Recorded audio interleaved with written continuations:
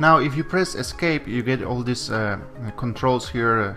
It's like a help, and you can change the volume, the keys, exit to the main menu, or to completely exit MineTest. Also the version number is important to know.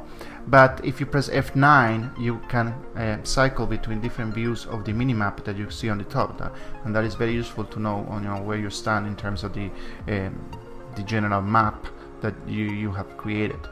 Now, what if I wanted to fly, and by default, each user doesn't have many privileges, so you can grant or remove privileges to your users. Remember, this could be a single player game like I'm using it now, or you can host it and have a multiplayer game.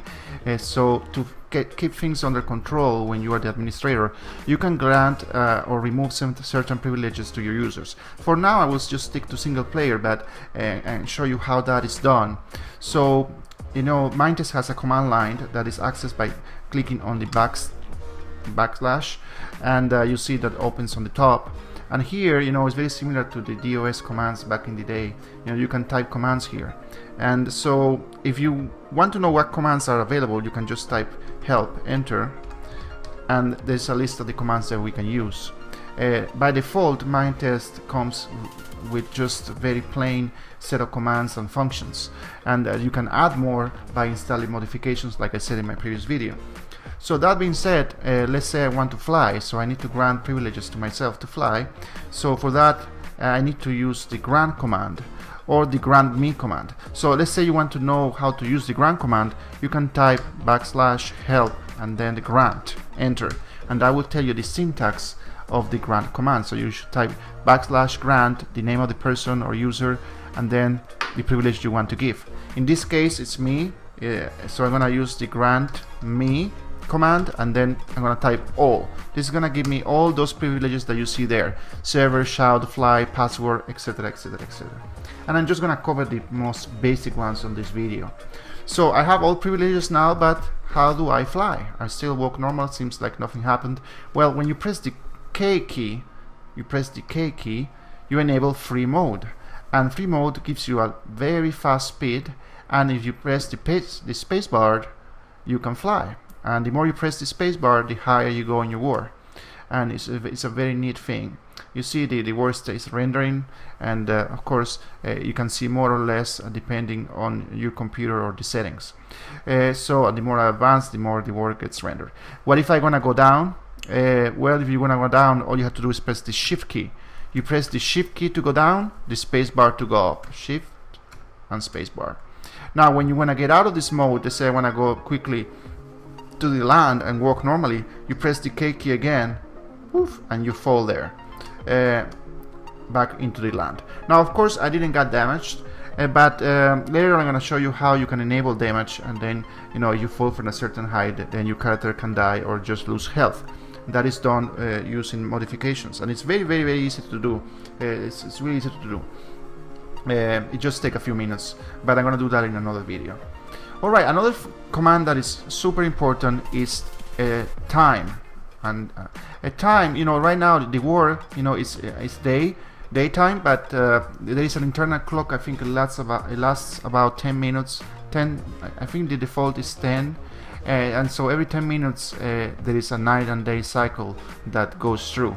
So if you want to change well, first of all, if you want to know the time, you can press this backspace and then time, enter, and you see that now it's 16 hours, 16 and 13, so it's a military kind of time.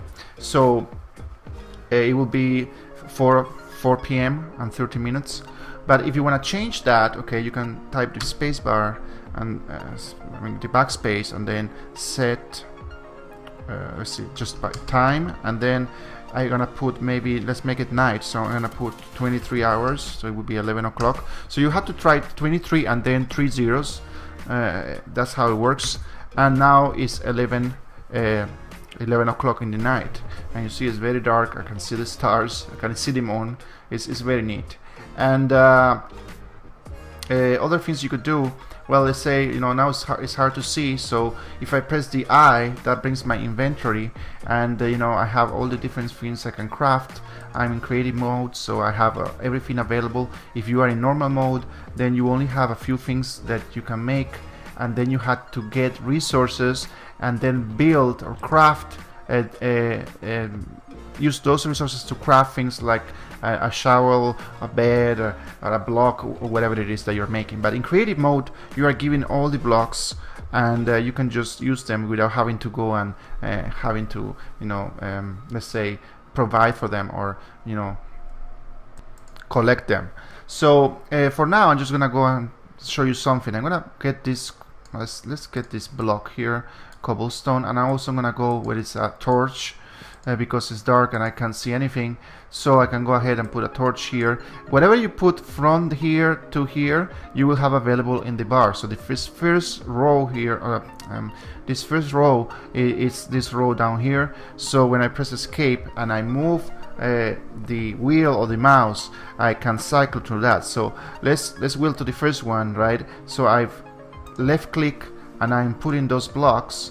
I'm gonna make something a little higher, and let's say I want to put a torch, so I move the wheel again. Now the selection is on the torch. I right click, so first I point that X on the block that I want to put it, and I move myself to do that. You see that, well, actually it's not very visible because it's at night, but let's just right click and I have put a torch, and you see that the light illuminates. So again, now you can see the selection with the X.